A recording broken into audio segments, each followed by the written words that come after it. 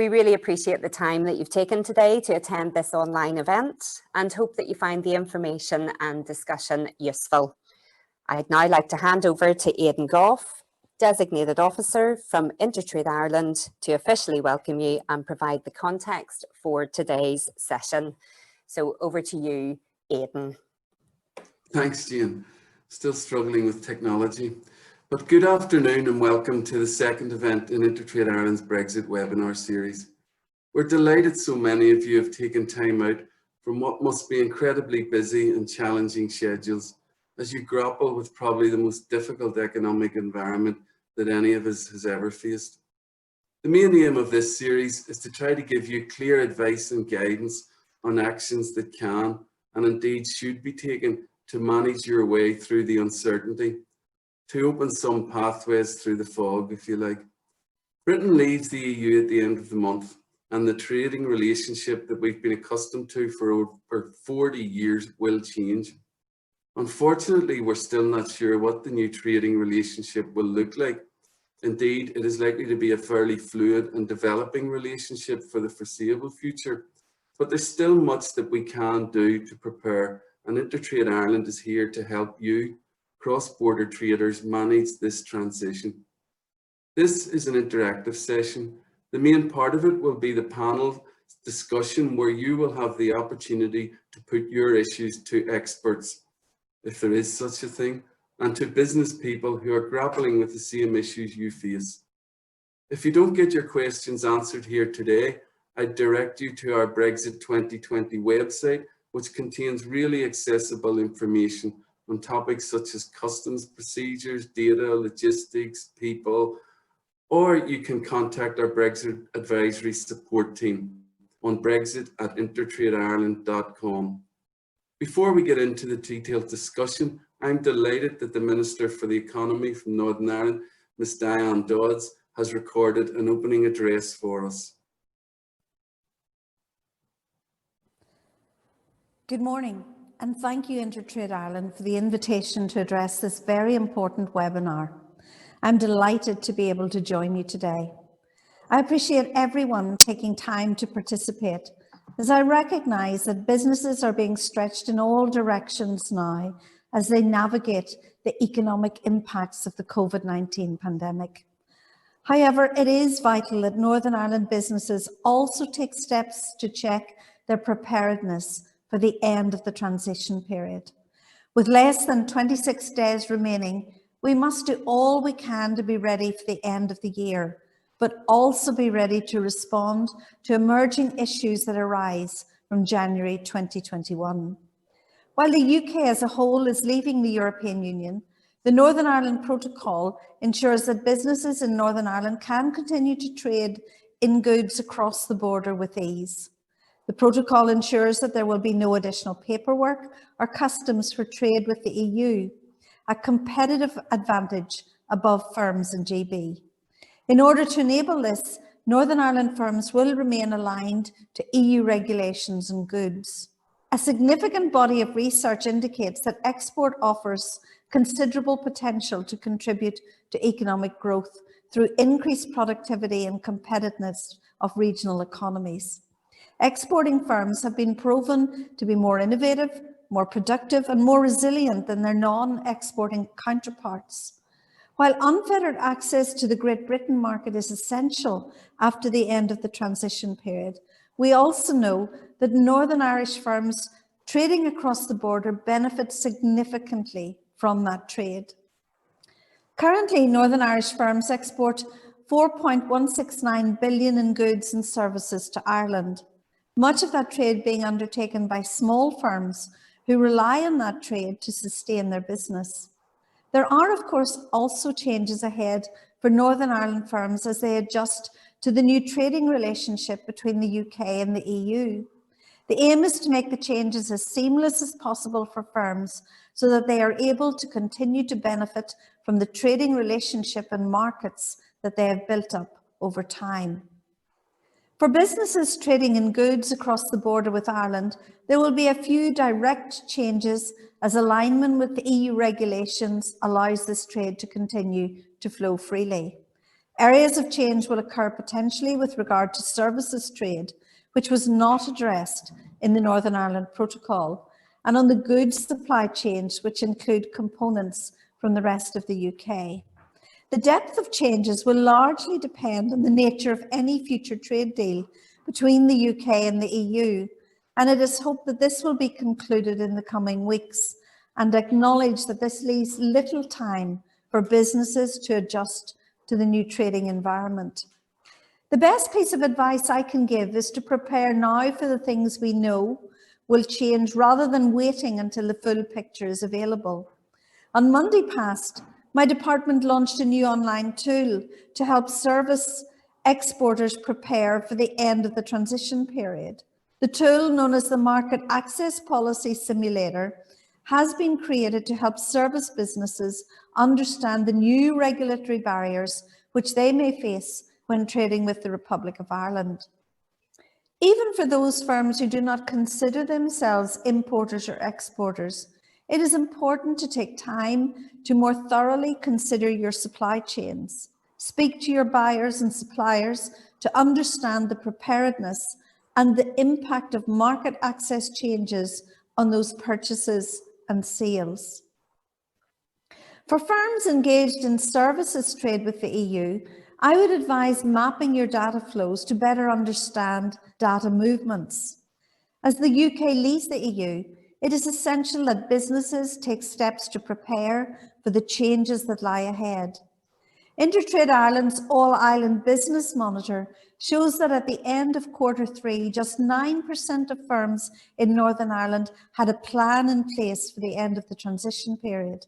This number is low and is a reflection of the prolonged uncertainty that businesses have had to face with regard to changes that will take place, and also the fact that many firms have been focused on managing the COVID-19 pandemic.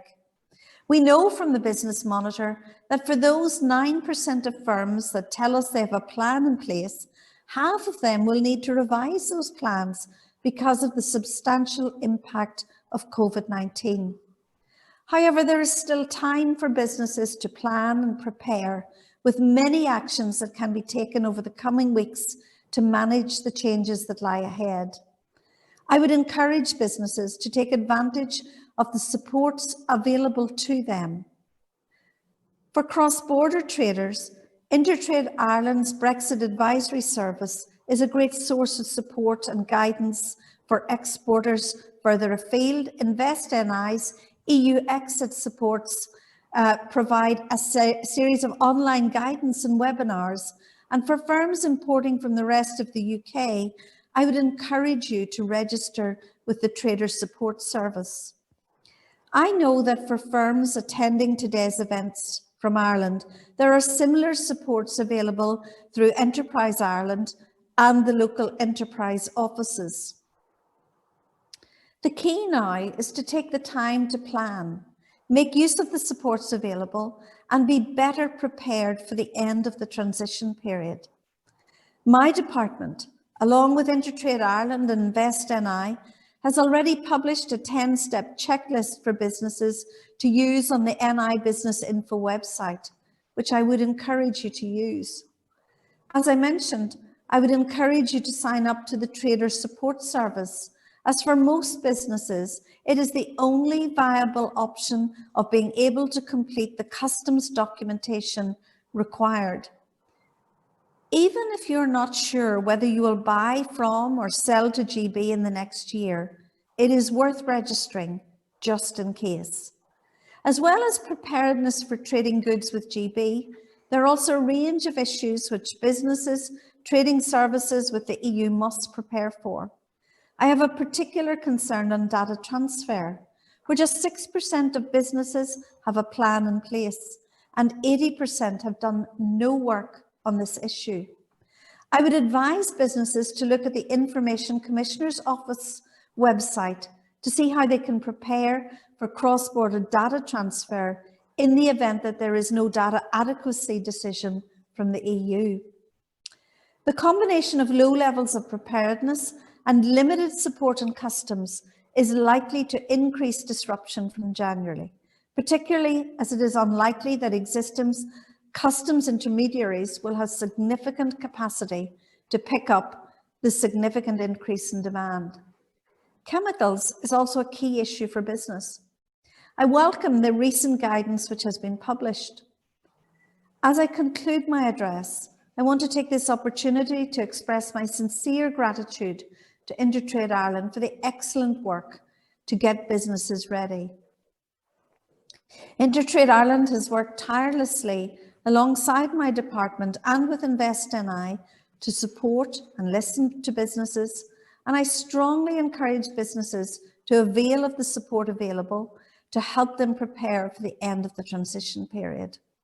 I will continue to use the time we have left to push for an approach which minimises barriers to trade in both directions, to protect Northern Ireland consumers and allow our businesses to seize growth opportunities.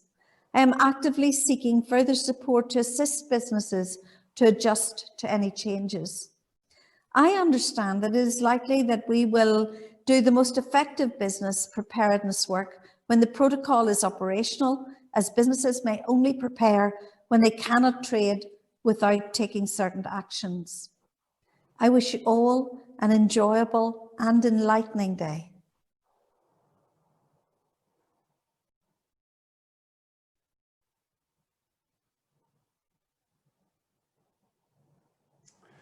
Thank you, Minister. I'd like to thank the Minister on all our behalves for taking time from what must be an incredibly busy schedule, and to wish her the very best as she heads a department that is central to the policy response to both COVID and to Brexit. In her address, the Minister talked about the importance of cross-border trade to the economy. Much of this trade takes place through highly integrated cross-border supply chains that often stretch well beyond this island. While the NI protocol guarantees the free movement of goods across the border in this island, these trading procedures may still be impacted depending on the length of these supply chains. It is to these issues that we want to get into today.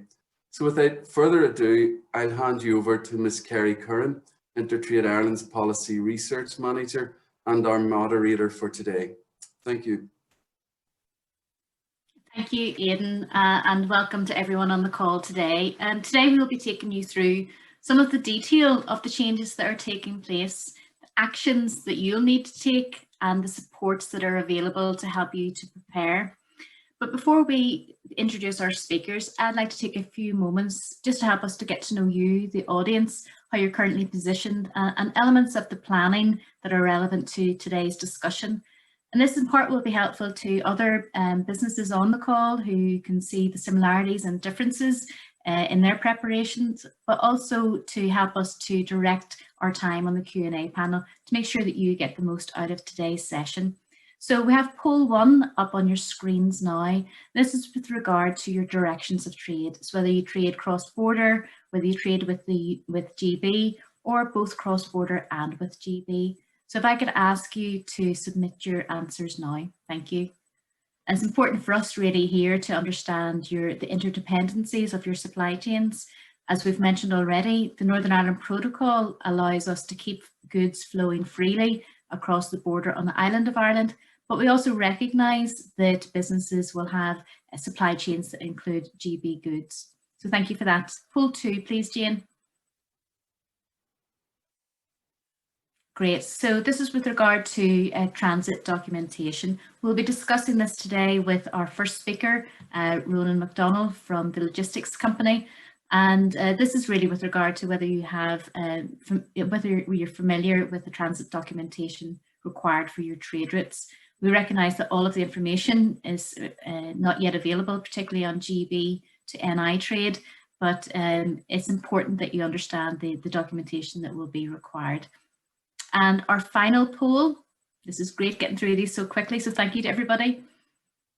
This is with regard to commodity codes. So do you know the commodity codes for the goods that you trade in?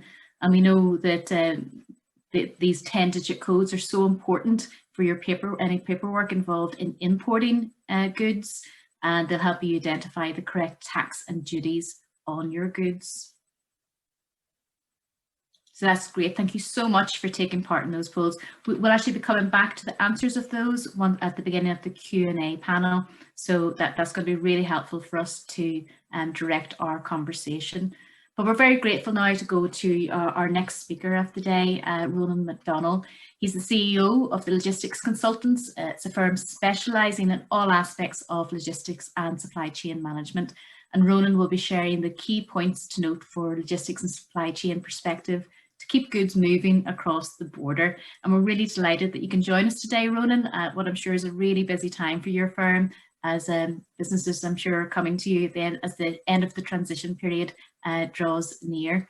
If I could just remind all of the members of the audience, however, if you've any questions for Ronan, please use the Q&A function and we will try our best to answer as many questions as possible at the panel discussion. So over to you, Ronan. Many thanks, Kerry. Yeah, so as Kerry says, I'm Ronan McDonnell from the Logistics Consultants. We've been working with businesses across the island of Ireland for the past 3 years or so, and really just helping them with issues in the area of logistics, supply chain and customs. So today we're focusing specifically on the logistics challenges that your business might face from the end of the transition period. So in terms of context, before Brexit, goods were not checked at the EU's internal borders. So from the end of this year, there will be a customs border between the Republic of Ireland and Great Britain. Due to the Northern Ireland Protocol, there will be an impact on inflows from Great Britain into Northern Ireland. And for certain goods, there will be some additional checks, in particular, I suppose, food products and anything else requiring SPS checks. There are still some unknowns in relation to how the protocol will work in practice, and we look at some of those in the course of the presentation. As I said, the focus today is primarily on logistics. The logistics flows are impacted by customs procedures, and so I'll touch to some degree on customs procedures, but we're not really going into detail on that today. So, as I say, logistics is very much on the front line in terms of procedures, in terms of administration, and also from a trader's perspective in terms possibly of the impact on service, both on inbound supply chains, but possibly also on their routes to market. So I'm just going to bring you on a bit of a whistle-stop tour of those various trade routes. So to begin, I suppose, if we'd been discussing these matters back in 2018-19, the picture was quite bleak for cross-border trade in the island of Ireland. So as Aidan has already alluded to, the protocol on Ireland and Northern Ireland has settled most of those issues. And trade in goods between the Republic and Northern Ireland will be unaffected. There'll be no change at the border, no new paperwork, no tariffs or regulatory checks. And I suppose one of the positives maybe from all of this is that there might be some new opportunities for businesses to increase their trade cross-border.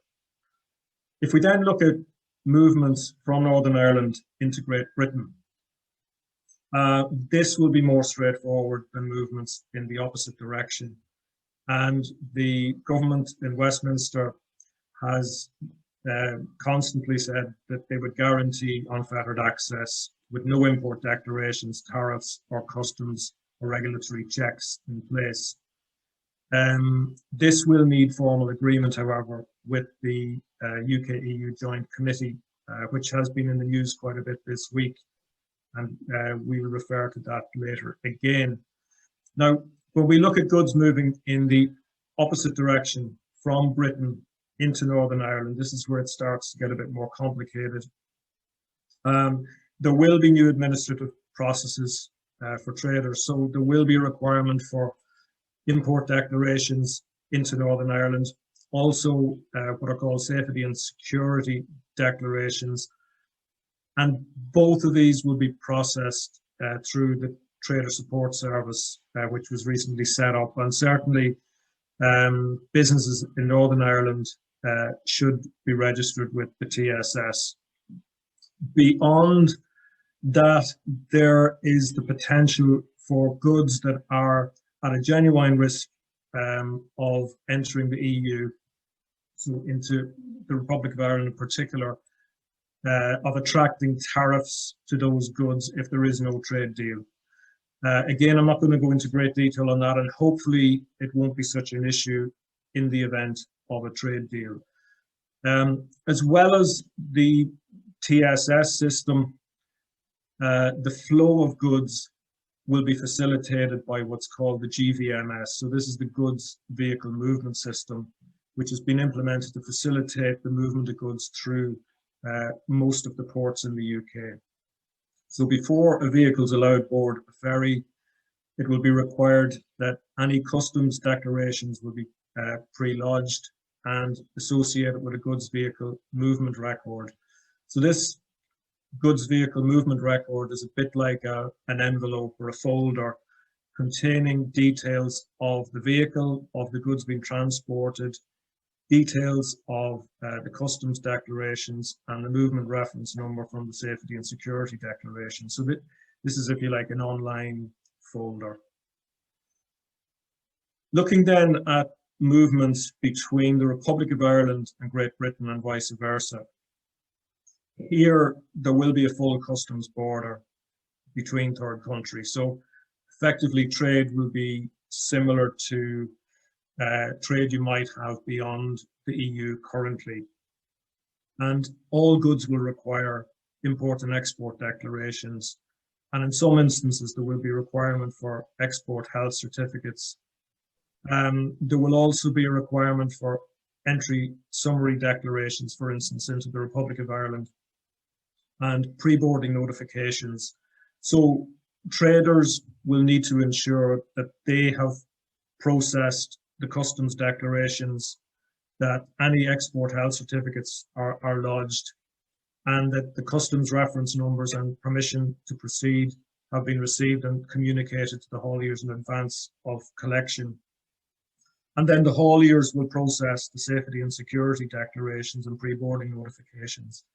And similar to the GVMS system we mentioned for the UK, in the Republic of Ireland, there is a system called the Customs Roll-On Roll-Off Service to facilitate movements into the ports and boarding ferries.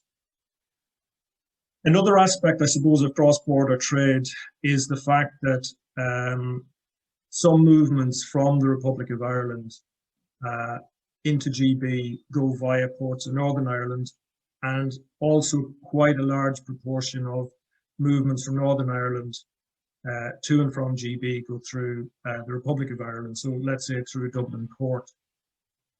So for movements from Great Britain through the Republic into Northern Ireland, in the first instance, we'd have to say that the ferry companies are still awaiting clarifications from the authorities, so from HMRC, in relation to the status of those movements. In terms of the physical movements, what you might expect, 30 minutes before docking into Ireland, it'll be possible to check online whether it will be possible to directly exit the port or whether the consignments will need to be checked. And drivers will be directed by signage to the appropriate exit or the red route for any checks. And it's worth noting that if you're transporting animals or animal products, the drivers must have the correct veterinary health certificates, as any animal products coming onto the island of Ireland will be checked at the first port of entry, first point of entry even. So goods moving in the opposite direction from Northern Ireland through the Republic to Great Britain, again, we are awaiting clarification on the customs status of those movements. But you can take it, I suppose, that the documents will be similar across all Irish sea routes. Also, in terms of safety and security declarations, there won't be a requirement to process those into the UK for the first period after January. But similar to any other customs border, vehicles may be selected for documentary and or other checks, and the agent or forwarder will have been advised of the status of the load in advance. So we're now talking about movements from the Republic of Ireland that go via Northern Ireland ports to GB. So the Revenue Commissioners have said that traders must follow the normal export procedures, and the Office of Export will be Republic of Ireland and Office of Exit Northern Ireland. For goods coming into the Republic of Ireland via ports in Northern Ireland, the Revenue Commissioners have presented two scenarios, two options. One is that the goods can be cleared in Northern Ireland, but if you're going to clear the goods in the Republic of Ireland, the procedure will be that the Safety and Security Declaration is submitted to Northern Ireland Customs, so to HMRC. There's a transit declaration submitted to the NCTS system in Britain with Office of Destination in the Republic of Ireland. And then the transit is ended at an Office of Destination in the Republic of Ireland. And import declarations in this scenario are submitted to Irish Customs, including any tariffs that might apply. For movements between the island of Ireland and the EU and vice versa, there will be no substantive change in relation to those consignments. And it's worth noting that Northern Ireland businesses can trade freely with the EU single market. However, whether your goods are coming from Northern Ireland or the Republic of Ireland, there will be a requirement for transit documents transiting the GB land bridge. For accessing the Channel ports en route to the continent, there's a new system in place, goes by the very snappy title of "Check a heavy goods vehicle is ready to cross the border" service. I don't know who came up with that one, but anyway, drivers will need to have everything in place before being able to get anywhere close to the Channel ports. And on the return leg from the continent, transit must be opened inland on the continent before accessing the ports. So given all that complexity and the potential for delays,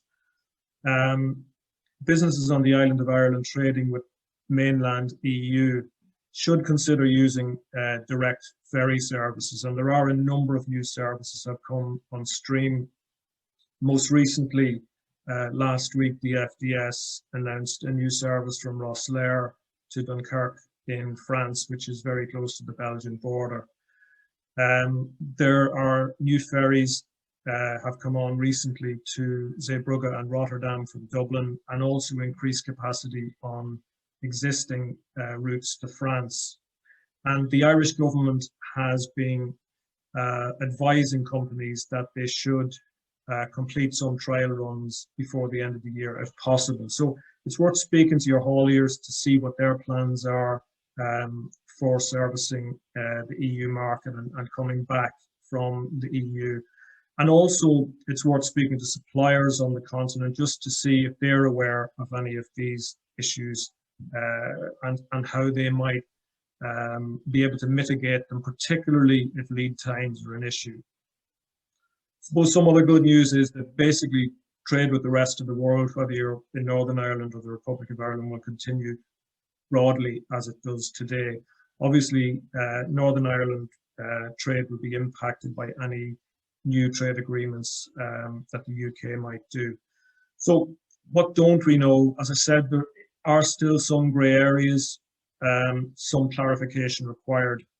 I've added a link here just in relation to things such as permits, licenses, insurances and passports, specifically for UK drivers and vehicles.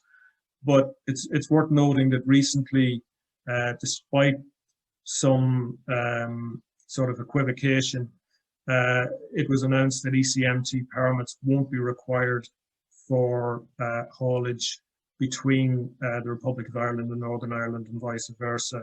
There are still some uncertainties around how cabotage will work.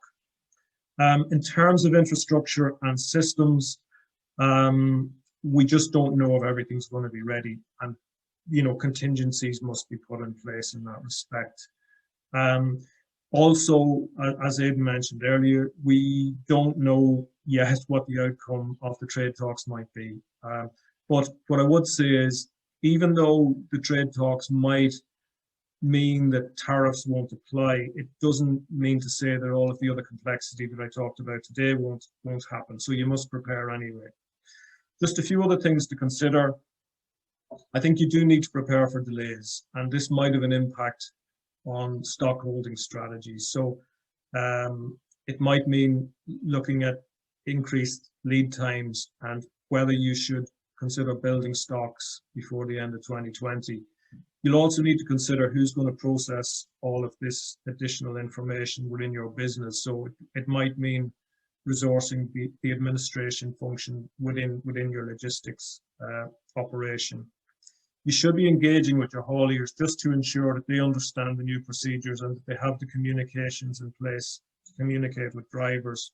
Certainly, I'd recommend you engage with your suppliers, particularly your suppliers in GB, and also just to keep in touch with customers. And I suppose one final area that some businesses aren't aware of is that for consignments coming in from Great Britain, whether it be into Northern Ireland or into the Republic of Ireland, you must ensure that heat-treated pallets are used that meet the ISPM 15 standard. So just in summary, I suppose, I'd advise that you map your inbound and outbound supply chains to identify any touch points, any particular issues that might need to be flagged, to engage with all your suppliers and customers, quantify any additional costs you might face, and to consider strategies to minimize those costs and risks. Certainly seek out advice, and I'd very much recommend that you use InterTradeIreland as your first port of call. And also, I think InterTrade can help you take advantage of further cross-border opportunities. So that's me for now, and I'll be happy to take any of your questions later.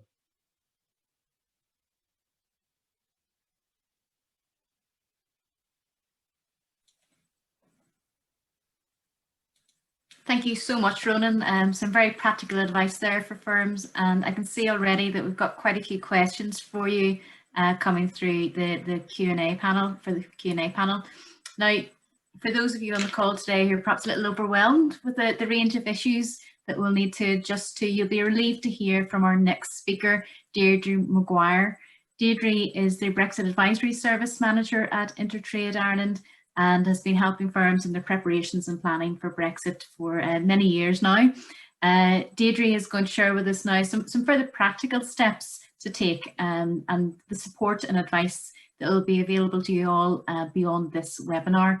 Now, Deirdre will be joining the panel straight after. So again, if you have any questions for Deirdre, do please put them into use the Q&A button, and we'll try and get to as many of those as we can. So over to you, Deirdre. Thanks a million, Kerry, and just thank you so much, everybody, for taking the time to join us today. I hope that this will help you, and just my job here is to share with you some of the experience that I and also the team, the Brexit Advisory Service team, have sort of gleaned from speaking to businesses over the last number of years. The team are also here today on the Q&A, so Martina and Denise as well are here.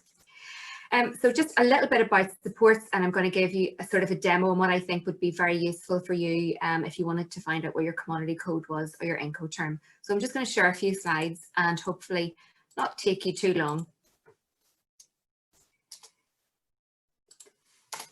So the first thing I wanted to mention is, I suppose it's a really wonderful thing that InterTradeIreland do have. And as a body who are funded by the government in the north and the government in the south, we're able to provide supports to the cross-border trader. And one of those supports is the Brexit voucher support. So that's £2,000, €2,250 of support that will get you access to consultancy advice in all of the areas that you might have a Brexit risk. For example, the voucher will have been used for businesses to map their supply chain, have a look at where their key strategic suppliers are, maybe have a look at their commodity codes, identify their trade routes, which ties very nicely into what Ronan was talking about there. Also, if you have any people employed that need to register for the EU settlement scheme, so that would be EEA nationals, help mitigate, sort of have a look at your margins, hedging potentially what impact might be if you had to pay tariffs in your business. And a lot of the support has been used in getting trained up for customs, and lots of training courses in that area. And then also a general Brexit risk assessment. For example, you might want to map your data flows and other things within your business. So the voucher has helped well over 2,000 businesses so far, and we're getting some really good feedback. So if you haven't used it, I would encourage you to have a look at the online application form, and that can be found at InterTradeIreland.com/Brexit and funding, and you'll find that on the landing page. It's quite an easy application form, and you know, it should be easy for you to use. So I would definitely recommend that you have a look at that. The other thing that we have is digital content. And again, a bit like everybody else with Brexit, we are learning every day. We're building our information. As information comes out, we update it, we review it, and that's the journey that we're all on. InterTrade Ireland has some super digital content, and that will be categorised in the area of trade in goods, trade in services. There's a really good section on people if you wanted to find out about the common travel area. Also frontier workers, which is people who work in your business from the European Union, based in the opposite jurisdiction. There will be key dates and key actions there. And on the website then there will be latest updates. So for example, if we were lucky enough to get some kind of free trade agreement, we'll be putting that up on the website. And then we've got FAQs and also details of events. Again, if you search InterTradeIreland.com/Brexit, that should take you in to the digital content as well. So this looks like a very busy slide, and my goal here is just to very quickly draw your attention to some of the issues, but I'm very conscious that today's session is about logistics, and because there are so many areas with Brexit, we can't cover them all today. What I will do is mention them, but today's session is really about the trade in goods, the logistics and the supply chain. As Aidan and Ronan and the Minister also mentioned, the Northern Ireland Protocol, it covers cross-border trade in goods, okay? And that is a really good thing for the cross-border trader because you don't have any customs paperwork. It is literally that straightforward, okay? But where it will change for you is if you have trade with GB, okay? And so what I would recommend to a business is to start to think about Brexit, the end of the transition, and think about your business in two parts. One, trade in goods, and the other, trade in services. The Northern Ireland Protocol does not cover trade in services. So that's like things like your data flows and GDPR. So you may need to map your data if there is no free trade agreement. But back to today's theme, I suppose, the main thing for today is identify your product journey. You'll have seen the trade routes. So, you know, GB to NI to ROI, RI to NI to GB. There's many different scenarios where your product starts and where it finishes. It's going to be really important for you as a business to understand that journey. And when you understand that journey, that will help you get to the next step and do the things you need to do. So that would be mapping your supply chain and speak to your suppliers. And I appreciate some of the feedback we're getting is that it's not always easy to get in touch with your suppliers, but just keep doing it, keep asking the questions, and map your own and just sort of do the best that you can for your business.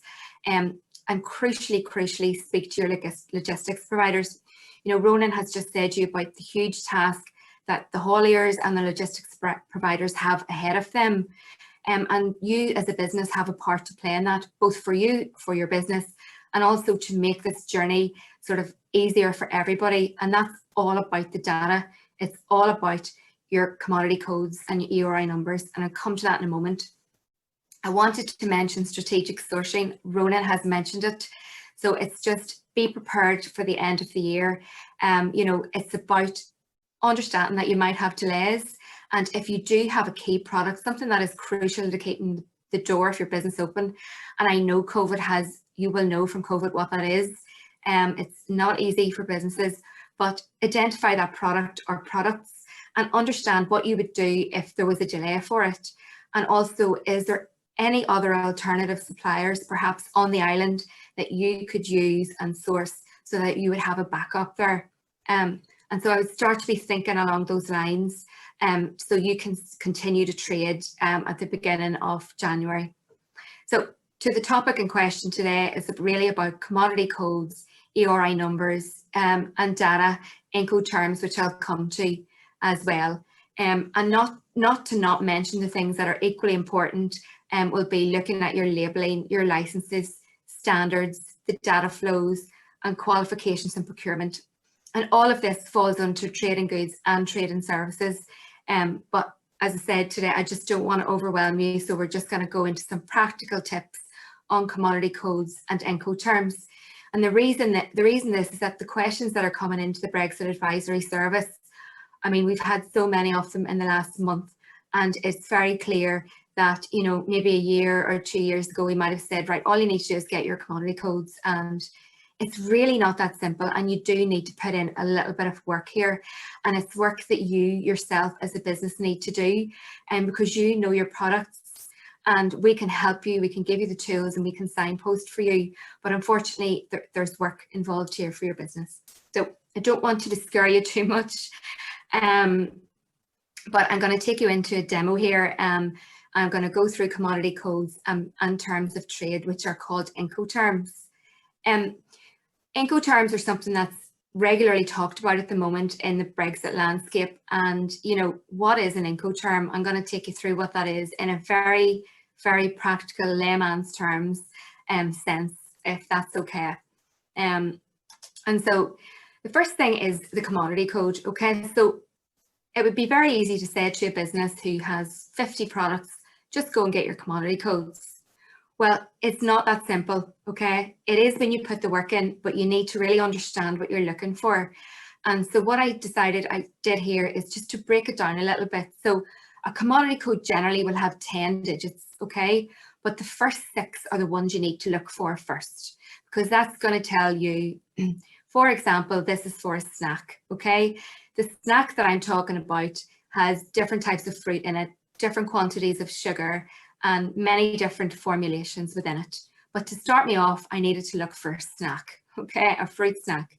And I'll show you how I did that in a moment. But the 6 codes is the starting point for you, okay? And then when you've got that and you're comfortable that that's the right product for you, it's the last digits, the next 2, the next 4, that will identify, you know, a little bit more about your product. So is this one with sugar? Is this one with 10 types of fruit? And then you will have a commodity code, and then you will know whether you're going to have to pay a tariff on it or not. And the thing about a commodity code, which is really important, is if you are thinking, well, I just need that commodity code to know if there's going to be a tariff, and if there's a free trade agreement, maybe I won't need it. Well, actually, you will need this code. It's going to be so important for you, and also for your logistics provider, because you're going to need to put this into your returns on your customs. And again, if you're a cross-border trader, you might say, I have no customs, but the chances are, if you have a look into your supply chain, you or your suppliers may indeed have some changes in customs area because of trade with GB.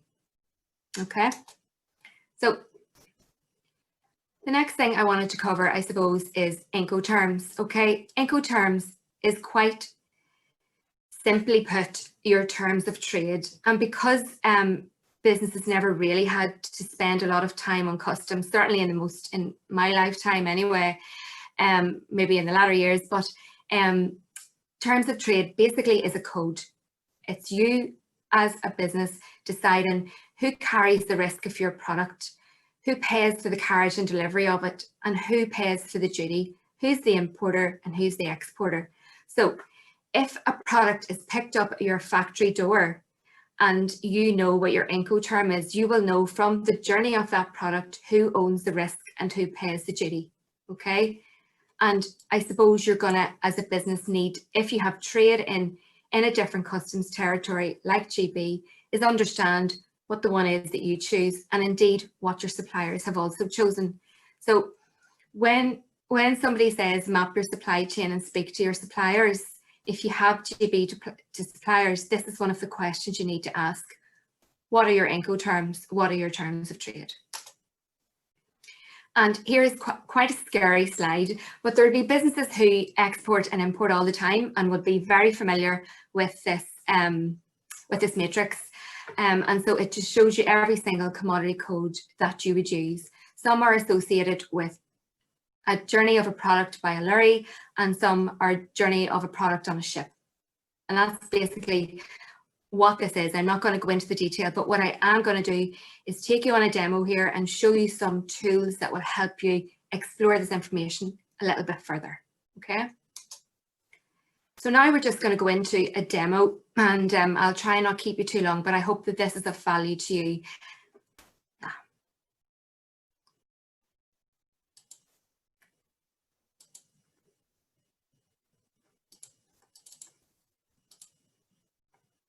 Okay, so this is the InterTrade Ireland's website, okay, and in this website there's a whole wealth of information. As I said to you before, you've got trading in goods, trading in services. I've just clicked into here, into trading in goods and where to start, okay, and on this you'll see some lovely designed templates and videos. Kerry McCrory, who's not here today, would have been responsible for some of these. But you'll see import and export declarations with videos in there, how to actually do them. But hopefully if you're registering for trader support or you have already got your customs training underway, you'll be familiar with this. We do have some Incoterms, we have information on commodity codes, and rules of origin we'll leave potentially for another day. We have customs jargon, we have information on SPS checks, on labelling, and some supply chain tips. So there's lots of things there. But for today, and in the interest of time, I'm just going to take you through two of these. And the first one is commodity codes. And what I would say is, rather than listening to me going on about it, you have the opportunity to do this offline. If you click into commodity codes, okay, and this will take you into an introduction, okay, and it's going to tell you why they're important. And you know, if you get your code wrong, you potentially will be paying duty on something you don't need to pay. So it's very important to get it right. And also what you need to know about your product. So how many digits should your commodity code be? Again, the snack is on here. We've started with the 6 digits, but there are videos here which will show you actually how to search and how to get down to the nitty-gritty of what exactly your code is, okay? So they are online videos. If you click into them, it'll show you the step-by-step guide. And then it'll tell you all about the extensions to your codes and why they're important in the duties and also VAT and licensing and SPS checks. It tells you a story about your product and what you need in the area of customs. And then just at the very bottom of the page, there are links there, okay? And they will take you into the European Union's tariff system. You're based in Dublin, for example, you want to go in there and key in the word snack into the tariff system or get the codes for it, first of all. That will start to help you on your journey to get your commodity code.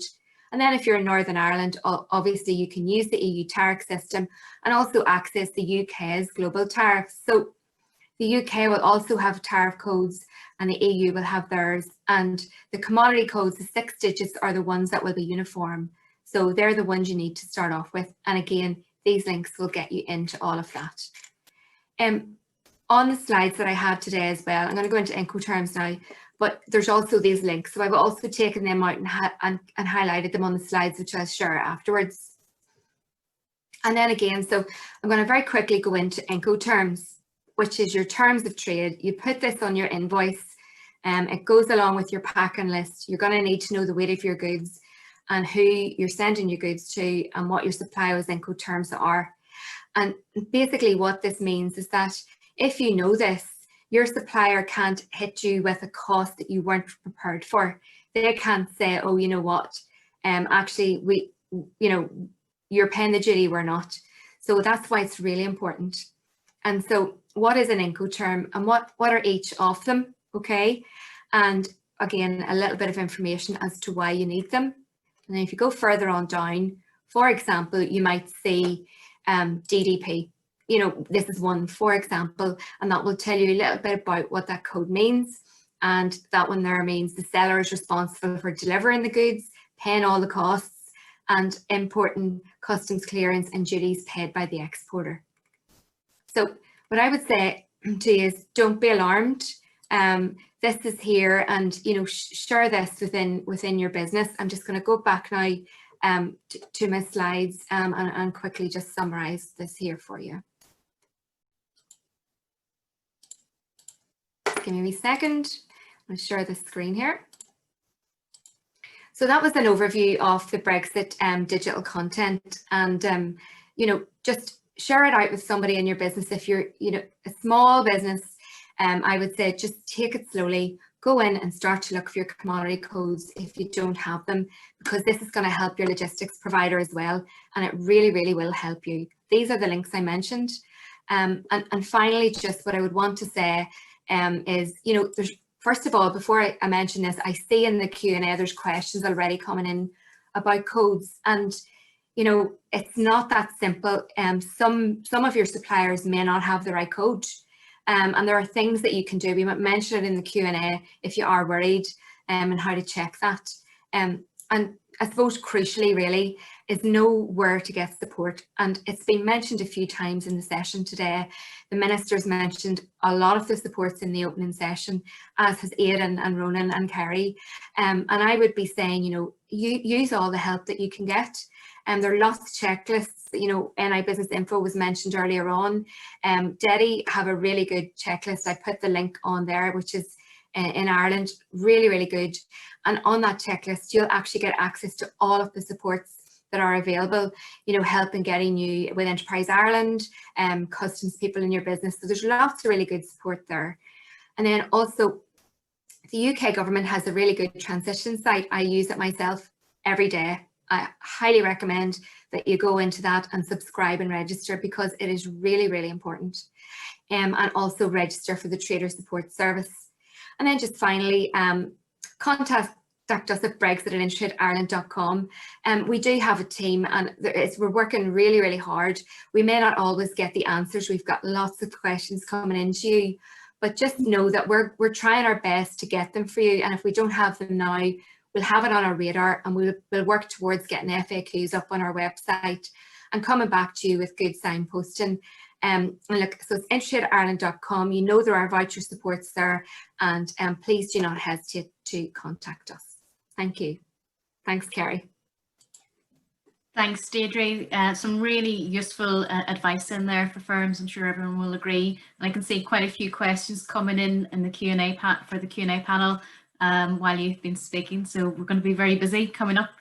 If I could ask you to actually stay on with us, Deirdre, while I invite our other panellists to join the conversation. I'd like to welcome back Ronan McDonnell from the Logistics Company, and a new face to our panel, Eamon McKey. Eamon's the Chief Operating Officer of Deli Lites, an award-winning sandwich and food-to-go producer in the UK and Ireland. And Eamon and his team at Deli Lites have been putting great efforts into their Brexit planning, and will have some very useful insights for all of you on the call. So thank you to the panel for joining us. Now, I'm just going to take a moment to look back at the polls that we did at the very beginning of the session here.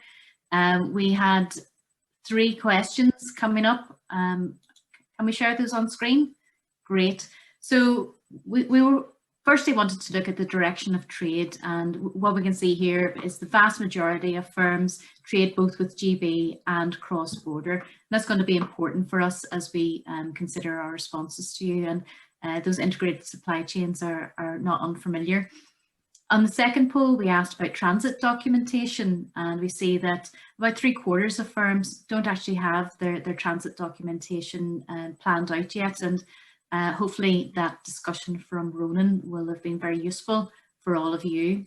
And third, we asked about commodity codes, and despite the fact that we have a lot of questions coming through on commodity codes in the panel, we can actually see that the majority of people, so 54% of firms, actually do know the commodity codes for their products.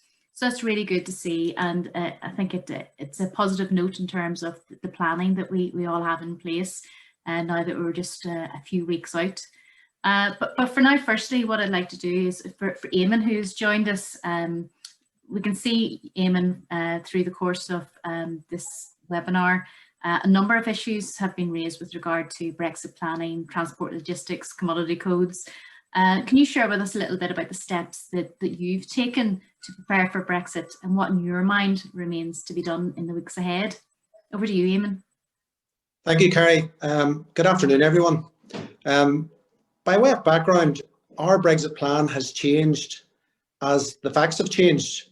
The most difficult part has been dealing with uncertainty and deciding where to deploy resources. So some of the work we have done over the last few years is no longer optimal for the current circumstances or where we might be in 2021. So if you're agonizing over what to do and what to defer decisions on, you're not alone. Some of the things we have done are we formed a southern subsidiary.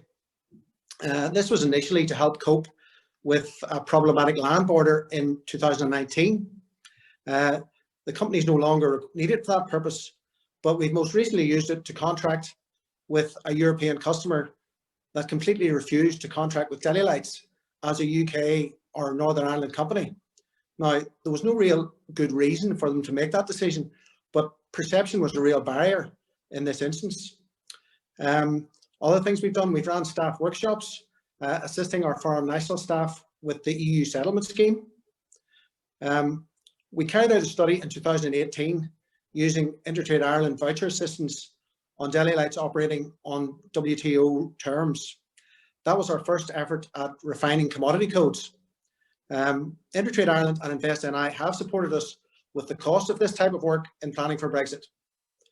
Our products are made from different ingredients and as such are composite products, and that makes things more complicated. We have applied for binding tariffs for our top 10 products, and we will extend this exercise if the Brexit outcome makes it necessary. The most expensive measure was to put in place an option to manufacture product in ROI. Again, this was to cope with the potential of a problematic land border in 2019. 70% of our sales are to ROI.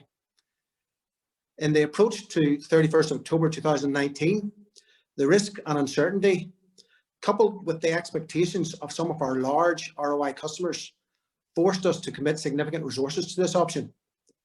If we do not decide to manufacture an ROI in the next few years, a lot of these resources will be lost. We have put in place dual, in some cases triple supply where possible. Supply chain management is difficult as clarity is not yet available. We would be loyal to some really good long-standing English suppliers, but possible tariffs, export health certificates, and other additional logistics costs will make this difficult.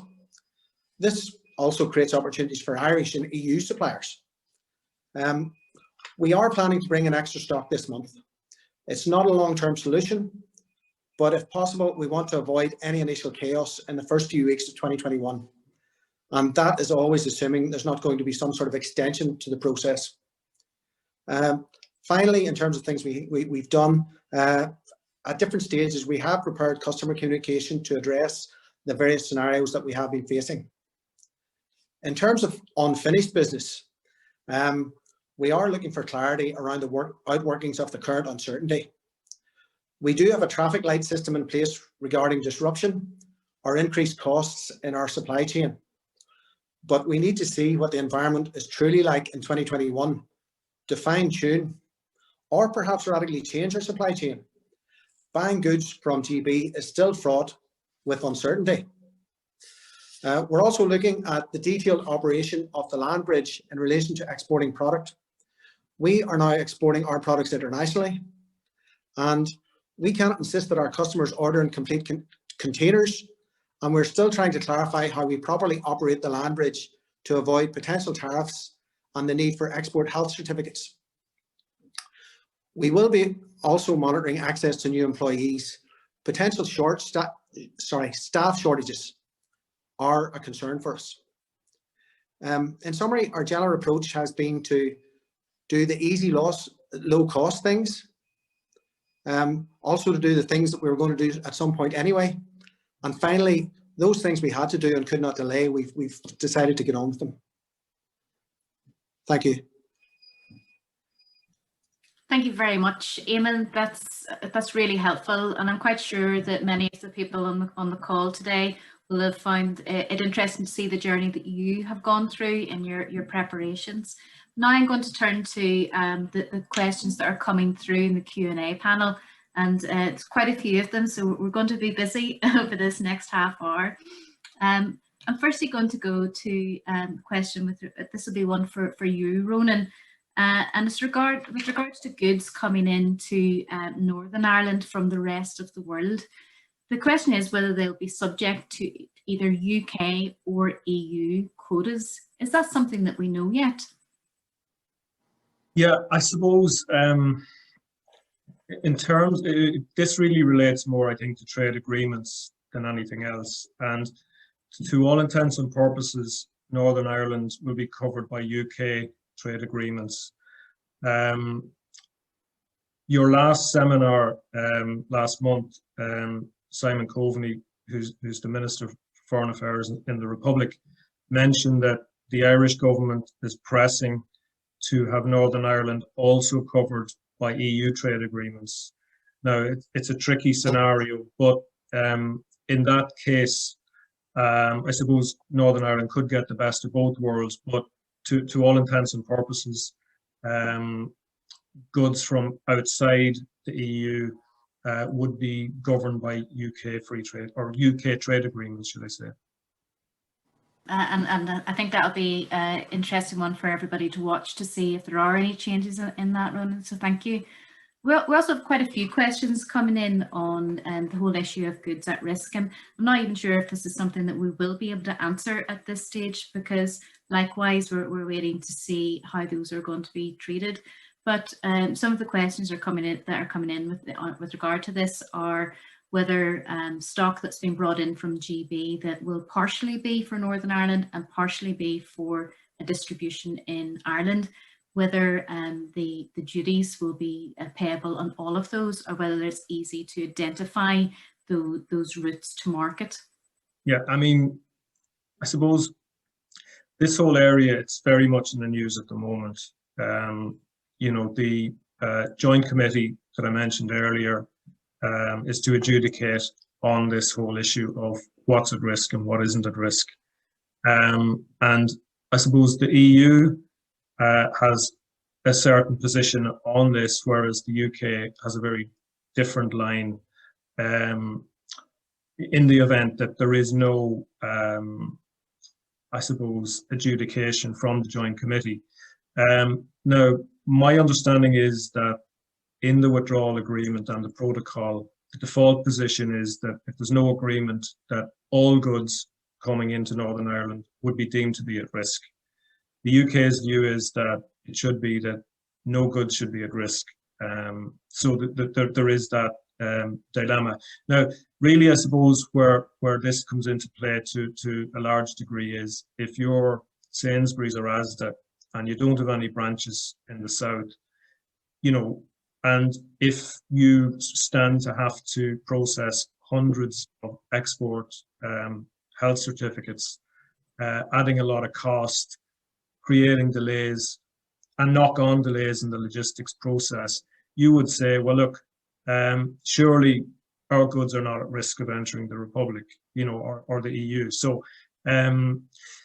for other goods, just the example that you gave, where the goods may go on into the Republic, I would say that those goods will be treated as being at risk, irrespective of whatever happens. And in that scenario, if tariffs apply, so if there's no free trade agreement, a tariff will be paid on the full consignment, but a rebate would be given then on the basis of any goods that are subsequently sold to customers within Northern Ireland or re-exported into GB. Thanks very much for Ronan. So possibly some cash flow issues there for firms, Absolutely, I would imagine. Yeah. So and let's just staying on the issue of sort of like moving goods around sort of with yourself, Ronan, for a moment. We've got a few questions coming in from firms who with regard to drop shipping, so essentially buying goods in, an Irish-based firm buying goods in directly from another EU country for distribution in GB, but the invoicing is to a company in Ireland. Is that something where there will be issues there with regard to VAT, tax, etc.? Yeah, well, I'm not going to get into the VAT end of things. It's fairly complex area, but if we just deal with the potential, let's say, for tariffs and paperwork, I mean, typically, you know, we'd like to know more information. You know, this is the type of thing where you really would need to maybe go through the voucher process just to really tease things out. But if I could just give a general answer, typically customs follows the goods as opposed to the money, you know, so it's not really who's doing the invoicing, it's where the goods actually move to. So in a scenario where there was no free trade agreement, I would imagine the goods coming from Germany into GB, you know, there will be declarations and potentially tariffs applying. Yeah, no, thanks very much for that, Ronan. And actually, just on the point of VAT, we've got quite a few questions coming in on VAT, and we will be running a dedicated event like this on VAT, because as you say, it's a very complex area and one where it's very clear to that we need to understand the changes that are taking place in terms of GB to NI VAT and its implications across the whole of the supply chain. So absolutely, it's one to have a dedicated session on for sure. So thanks very much, Ronan. This is a question coming in for Deirdre. And Deirdre, you touched on commodity codes, and it is something that we're getting quite a few questions on. And it's really advice for firms who maybe have been given two different commodity codes, maybe from two different suppliers of the same product, but also goods or firms that are experiencing disagreement with regard to their choice of commodity codes. What would your advice be to firms who find themselves in that situation? Yeah, I will answer that, Kerry, but just on the VAT before we go into that, the digital content on InterTradeIreland site, we have it's quite a good sort of easy manoeuvring guide on VAT and each of the trade routes. So I'd encourage you to go in and have a look at that as well. Yeah, so on the commodity codes, I've seen the questions coming in, and there's quite a few of them on different scenarios. One's about the length of the code, 8 codes, 10 codes, depending if you're importing or exporting. One client had a company that had 2 different codes for the same product. And this is why, you know, getting it right is so important, okay? And there is something that you can do to do that. And it may not be relevant for every business. You might be comfortable enough with the codes that you have, but you can check them. So it's called a binding tariff number. So you can go on to, for example, HMRC, and you can apply to them and ask them to check your code for you. And that is actually, it's probably a really useful thing to do for maybe your strategic products. So if it's all about time and you don't have the time to go through every single product that you have, if it's the ones that you're really, really worried about, I would be saying that's a really good option for you to do. And again, I'm happy to share the links to those sort of search engines to be able to apply for those. And certainly we can do it after the webinar and follow it up. But I would say if you're in doubt, check it out on the binding tariffs, and it's probably the best thing that you can do. Thank you very much for that, Deirdre. Another one for you while we have you with us.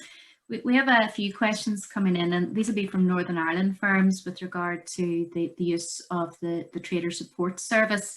I know you mentioned that briefly in your presentation, but could you tell us a little bit more about the benefits of using the trader support service and where it will help, and also where it will not be providing support, just so there's clarity on that?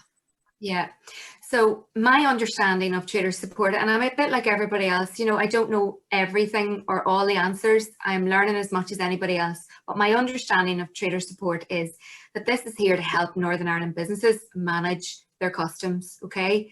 What it will not do is everything for you. So the trader support service will will be asking you to give them your codes, for example. You'll be required to know what your ERI numbers are. They did actually have a window of opportunity there for Northern Ireland businesses to get their Northern Ireland ERI. But so the trader support will be, they will help you process your paperwork, but they're not going to do everything. So as a business, it would be crucial for you, if you're based in Northern Ireland, to engage with them, absolutely. But you can also have your own customs broker if you have one. There's nothing to say that you can't, but I would definitely say if you do have both, use both. And also, you know, have somebody in your business who can engage with the trader support, but really important that you register for them. And these are the things that they'll do for you. So if you have goods coming in from GB into Northern Ireland, whatever the paperwork will be for that, whether you're going to be paying tariffs and claiming them back, or whatever the process will be for that, including SPS checks, the Trader Support Service will help you through that. They also have almost like a lot of training tools which are free when you're actually part of the Trader Support Service, and you could roll them out within your business and train your staff. So that would be one thing they can do, and the other way around as well. So Northern Ireland into GB, and also Northern Ireland to the rest of the world as well. So they'll help you with a little bit of guidance in that area too. And that's, I suppose it's a big help that businesses maybe in Dublin might not have, you know, so it's good in that regard. It covers the complexities of that. Just a couple of things. One of the questions that came up last week, for example, was about you know, goods coming in, say for example from GB, and in Northern Ireland businesses maybe sending them on across the border, set it in dock, but it's coming in through the port. So if you're a Northern Ireland registered business, the Trader Support Service will be there to help you obviously do the transit as well, but you need to be the Northern Ireland registered business, so it's not going to work if you're not.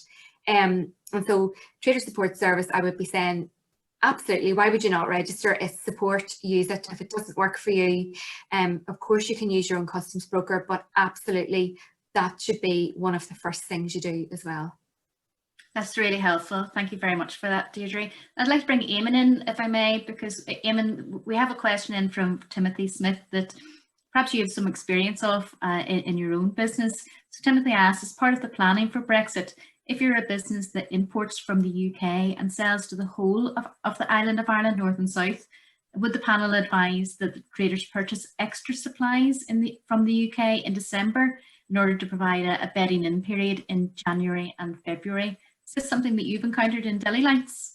Yeah, and that is something that we are doing. That's one of our actions, and we are. It's clearly not going to. Depending on the goods, some longer life goods we can buy more, but some short life products, it's not possible to buy a lot. But yes, we are trying to avoid what we see as potential chaos in the first few weeks of 2021. Okay, thanks very much for that Eamon. And also, as we've had a few firms also on the call asking about pallets. Have you dealt with pallets yourself in your planning? So whether or not the special heat treated pallets moving from GB into Northern Ireland, or indeed across the border between Northern Ireland and Ireland, is that something that you've encountered? We do have, and sometimes the conditions are imposed on us by customers, but also in terms of meeting these new regulations. You know, that's something that our logistics team are looking at all the time. Thank you. That's really helpful, Eamon. Thank you. And just actually, we've got people come in. So Chris Burns has asked the panel, and this is perhaps for you, Deirdre. You've just mentioned a checking service with regard to tariffs, very specifically in relation to binding tariffs. Is that something you could go over again, just to direct Timothy in the right direction? Yeah, no problem. What I will do is send out the links if you're happy enough for me to do that after the session. It's an online portal where you go into, like, for example, HMRC, and start to investigate your codes to make sure that you've got the right code, and it's a way for you to check. So I will share the links on how to do that to everybody, I suppose, on the webinar. Okay, thank you very much, Deirdre. And Ronan, just with regards to, I know that this is be similar for VAT, but with regard to XI EORI numbers, We've had a few firms on the Q&A function here asking about, really for clarity, about whether or not XI EORI numbers will be needed for trade between GB and NI, or NI and Ireland. Is that something that you can shed some light on? Yeah, well, I mean, I suppose in terms of cross-border trade, they shouldn't need to use an EORI number. Essentially, trade will continue as is. My understanding is that when you register with TSS, they will automatically provide an XI EORI number for trade, intra-UK trade. Okay, that's really helpful. Thank you. Well, we've also been asked about sort of more broadly, sort of like trade routes from elsewhere. So we have a firm on the call here who imports from Sweden into Ireland, and that goes via GB and the land bridge, and quite a few questions about the land bridge actually. The question is, should they be asking their supplier in Sweden to go around the land bridge in order to avoid potential delays? Yeah, it's a good question, and really, we just don't know. We don't have a crystal ball, so we don't know what delays might pertain. But I think, in terms of contingency planning, if lead times are an issue for you, it is worth trying to avoid the land bridge if possible. Now, from Sweden, it really depends what options are open to this business. And also, it really depends, I suppose, you know, are the goods coming direct from Sweden via GB and onwards to the island of Ireland? You know, it would probably need to be teased out. But broadly speaking, as Eamon just said, you know, firms should be looking at contingency planning now. I know it's quite late in the day, but you know, holding stock is certainly something, where appropriate, that would be advisable, just to avoid any potential delays.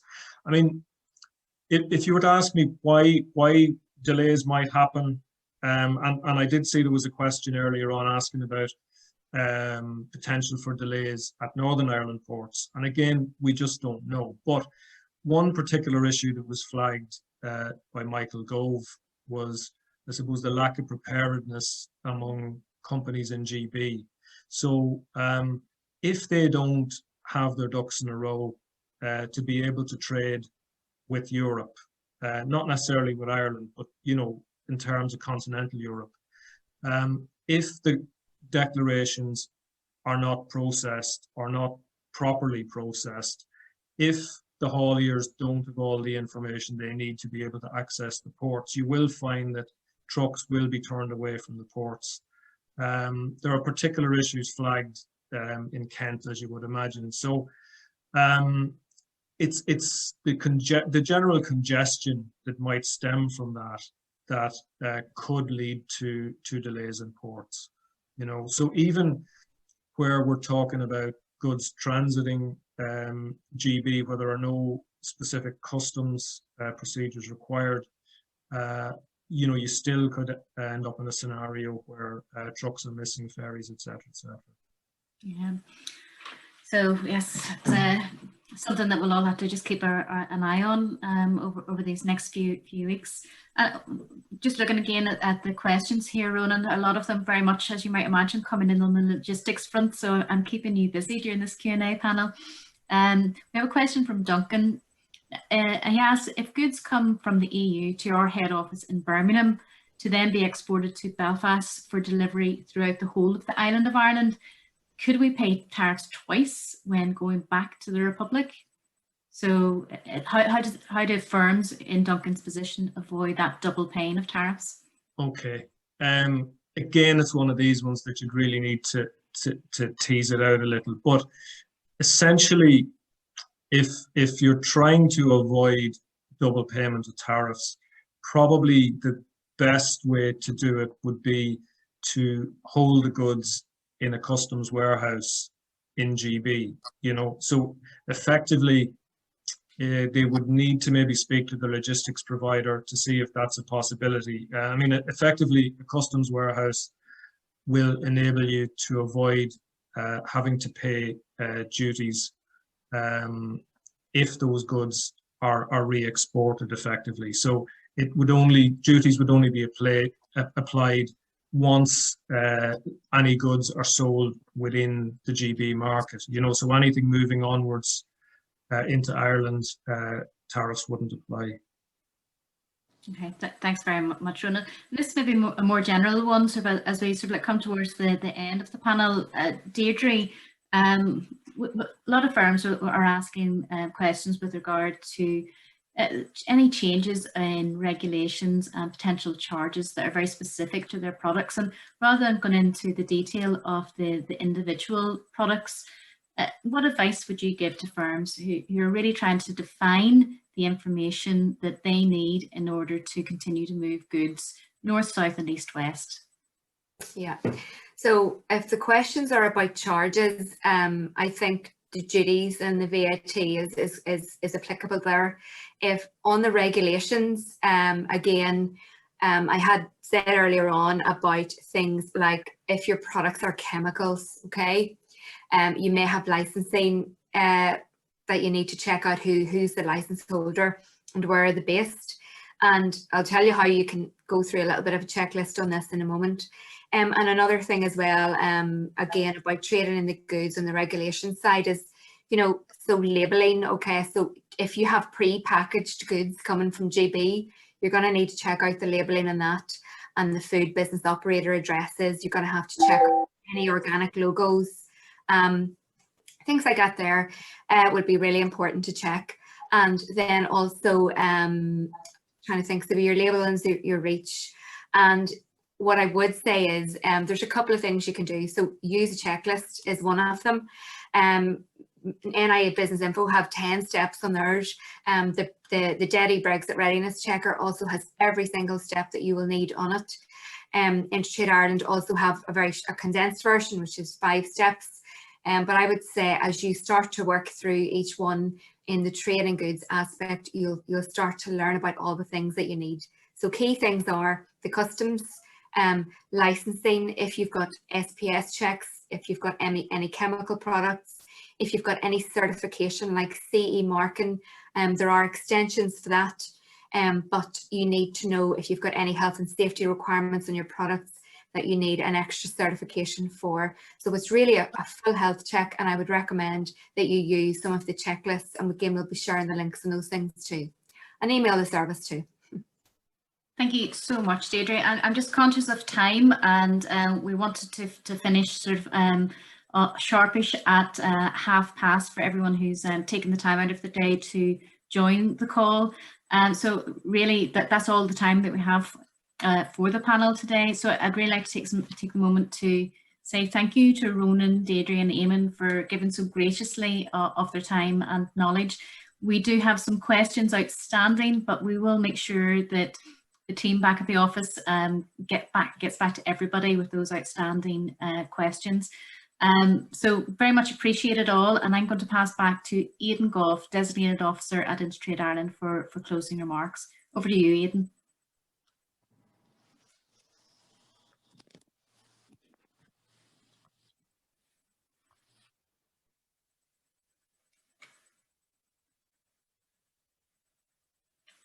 Thanks, Kerry.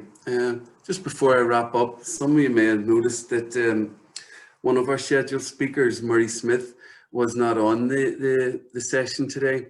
Murray is an international specialist in trade negotiations. He is working in Africa at the minute, and unfortunately in a trial run, the bandwidth just didn't give us the quality that we required. But we are recording his presentation, and which is going to be on Rules of Origin, and that will be on our website under the Rules of Origin section. So just falls me now to thank all our participants, Eamon and Ronan, and our own Deirdre and Kerry, and to assure you of our support to help you manage this transition. If we didn't get to your question today, we will get back to you, or if you have any further questions, I direct you in the first instance to our Brexit 2020 information database. you can't find what you're looking there, contact us on brexit@intertradeireland.com. And if we still can't help you, we'll get you an expert who can through our Brexit voucher support scheme. So once again, thank you all. I hope this was very helpful. We do welcome your feedback so we can give you the best possible service. Good afternoon, stay safe and enjoy the Christmas season. Thank you.